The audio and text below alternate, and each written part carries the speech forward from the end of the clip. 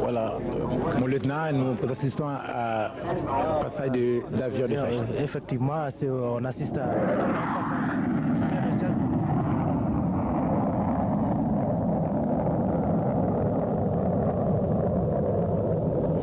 Pourquoi il tourne comme une coquille? Il tourne puisque ce sont des figures de combat, si vous voulez. C'est plus précisément, ce sont des figures tactiques. Il va déclencher.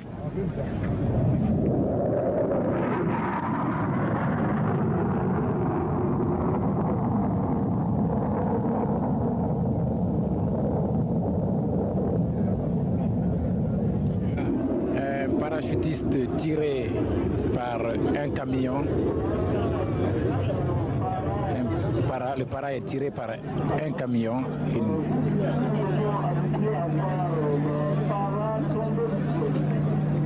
Voilà, il se maintient.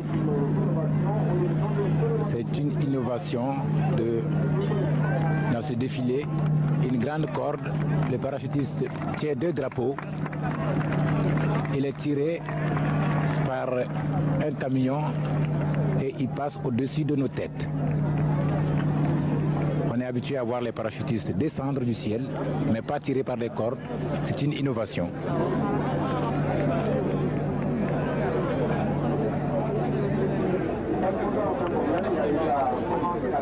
Comme je le disais au départ, le défilé a grandement réussi. Voilà, il regagne la terre. Très bien. Il a atterri et sans tomber, il est fortement applaudi. Un défilé mémorable en ce jour du 20 janvier 1985. Voilà, lieutenant Issa.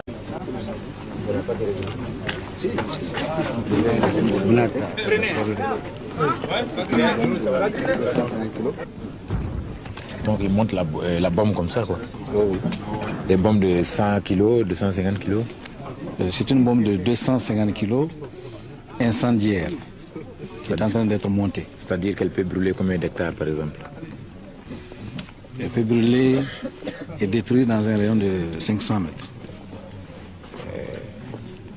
C'était prévu pour le 27? Affirmatif. Pour le 27. Dans combien de localités, par exemple? Sur 4 objectifs militaires. Lesquels?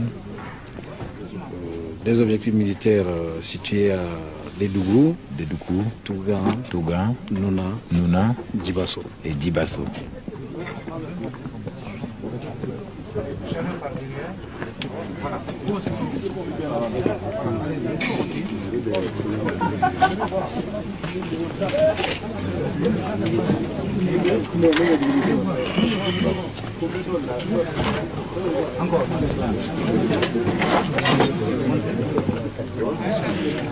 Mais en cas où vous êtes chargé, lourdement chargé d'explosifs comme ça et que vous essuyez des attaques, contre-attaques de l'ennemi, comment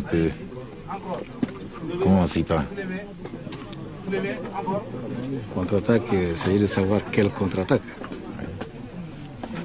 Si c'est la DCA ennemie qui couvre l'objectif assigné, ou si c'est d'autres chasseurs de l'ennemi qui sont envoyés pour nous intercepter, les cas sont différents. Et si c'est la DCA, par exemple, c'est ce qui est plus connu, par exemple, du grand public. Si c'est la DCA, comment on fait?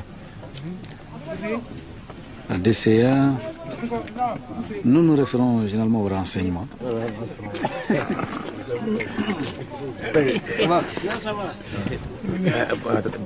Commandant, qu'est-ce qu'il vient de mettre comme ça comme capuchon? Les détonateurs. C'est-à-dire? c'est-à-dire l'élément qui permet l'explosion de la bombe au contact du sol ou au contact de l'objectif. Même au sol, la manipulation elle semble dangereuse. Même au sol. Oui, nous prenons les précautions d'usage pour que le personnel soit à l'abri des fautes du personnel. Le pilote vient faire la vérification externe de l'avion. Oui. Et si tout est dans les normes, il signe le carnet et il prend l'avion à son compte. Il devient responsable de sa vie. Il devient responsable de sa vie.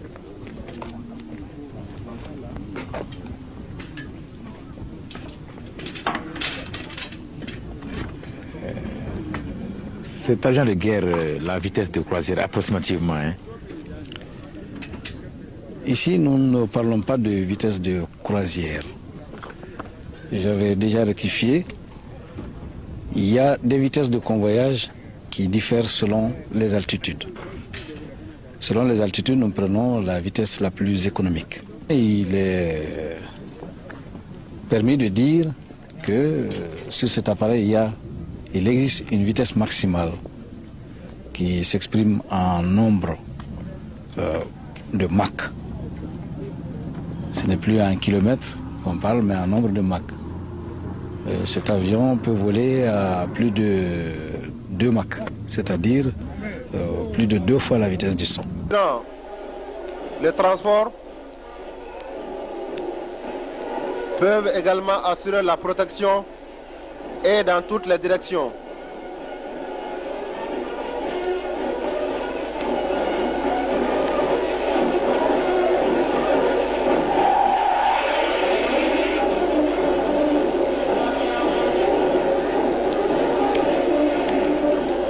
C'est toujours ces engins servant à la fois au transport et au combat qui passent. Il y avait la seconde génération qui a passé et qui est suivie maintenant de la première génération des engins assurant à la fois le transport des troupes, mais également le combat.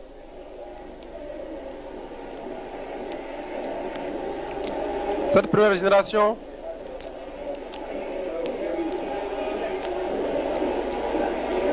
reste efficace, très efficace jusqu'à nos jours.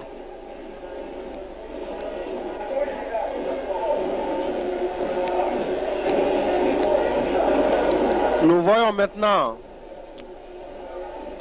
une autre unité dotée de chars. Ces chars pouvant détruire les chars ennemis, les fortifications et le personnel.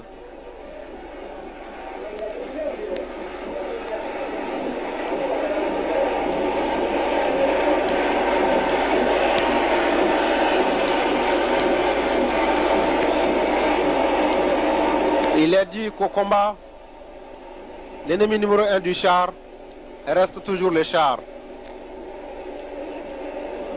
Les chars suivis d'autres engins assurant la défense anti-aérienne.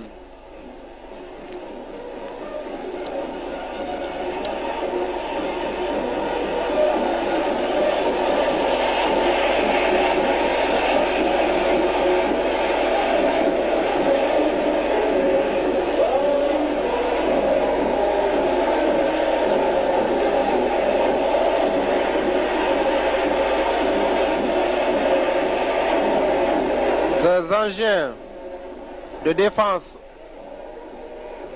anti-aérienne sont effectivement de la toute dernière génération,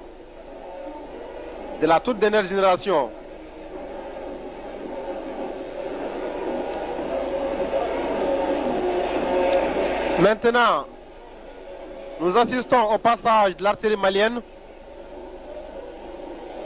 une artillerie redoutable à très grande puissance de frappe, composée d'artillerie sol-sol et d'artillerie sol-air.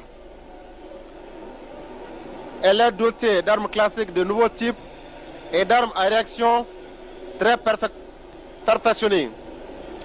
Grâce à ces armes sol-sol, elle peut frapper l'ennemi au plus loin. Grâce à ces armes sol-air, elle assure la protection de l'espace aérien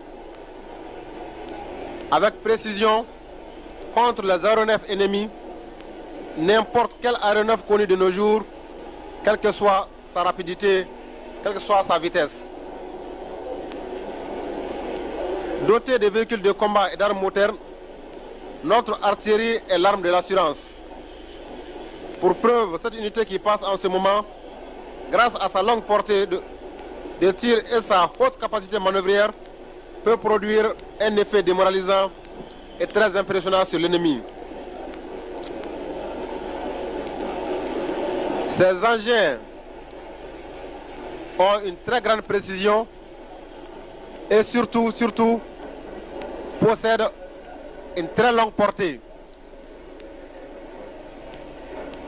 C'est des armes de destruction massive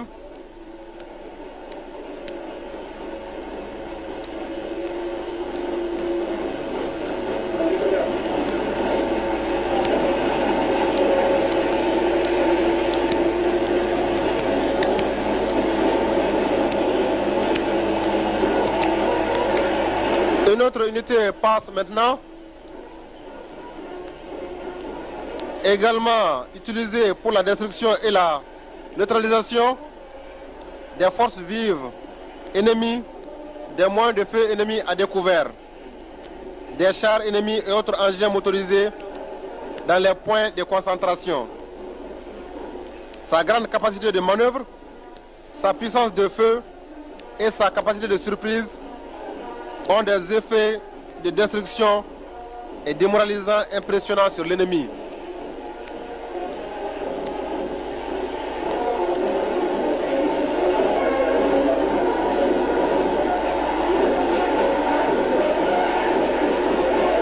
Engins de destruction massive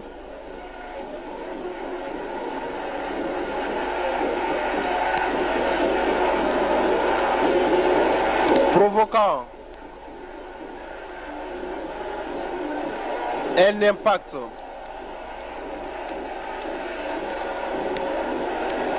sûrement démoralisant sur l'ennemi.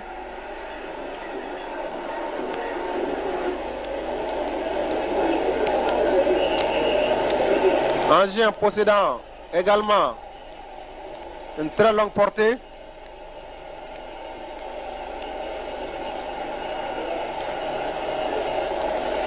Engin très précis.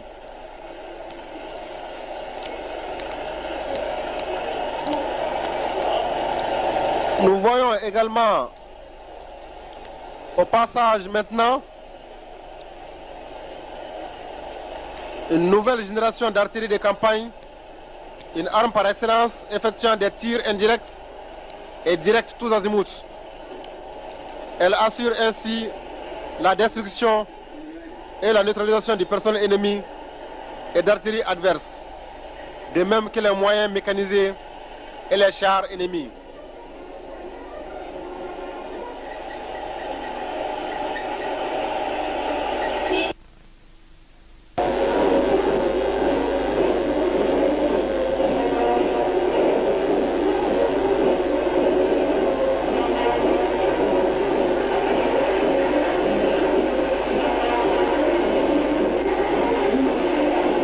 Toujours l'artillerie malienne qui fait son passage.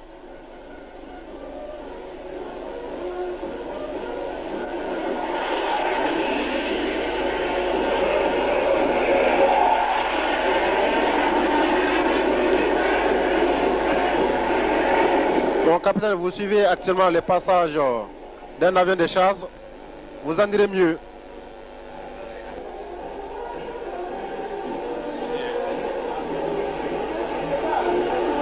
Effectivement, s'agit du passage d'un chasseur intercepteur. Il peut également être utilisé comme un chasseur bombardier. Merci mon capitaine. Et tout de suite vient de passer, ou du moins continue de passer, l'artillerie anti-aérienne. Elle est dotée d'armes qui sont des moyens puissants contre les objectifs aériens rapides volant à une haute altitude. Elle peut intervenir efficacement en tir à terre contre les objectifs terrestres légèrement blindés et navals.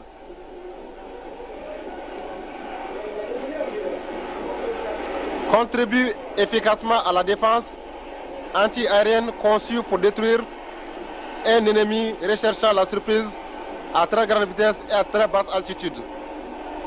Nous assistons maintenant, mon capitaine, au passage du génie. Génie service, génie arme, vous en direz mieux. Oui, mon lieutenant, effectivement, nous assistons au passage du génie sur engin.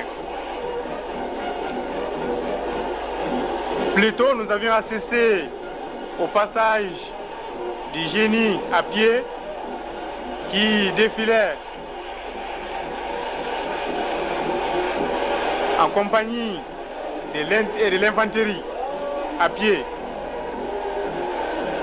Oui, il s'agit d'un génie arme et d'un génie service.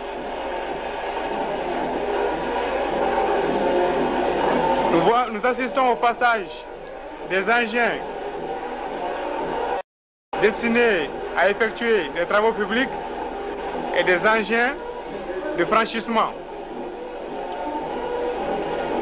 La devise du génie est la suivante: construire, parfois détruire, mais toujours servir.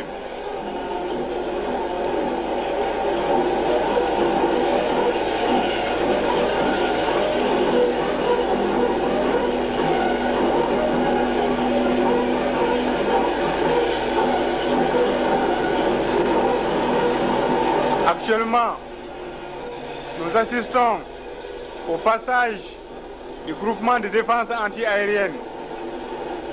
Il s'agit là d'une arme dotée d'engins anti-aériens qui part du sol à destination d'un objectif aérien, d'où son appellation d'engin sol-air. En effet, le combat anti-aérien est l'action des unités de missiles sol-air et des troupes radiotechniques de la défense anti-aérienne. Coordonnées d'après l'objectif, le lieu et le temps, il détruit l'ennemi aérien soit indépendamment, soit en coopération avec l'aviation de chasse. Le groupe de missiles sol-air est une arme collective de défense anti-aérienne très moderne. Oui, mon lieutenant, le meilleur ennemi de l'avion, c'est l'avion lui-même. Mais comme je le disais tantôt, les progrès des sciences et de la technique, l'évolution de l'arme militaire, aussi bien que le changement des caractéristiques des objectifs, ont permis la mise au point de ces engins qui sont capables, autant que les avions eux-mêmes,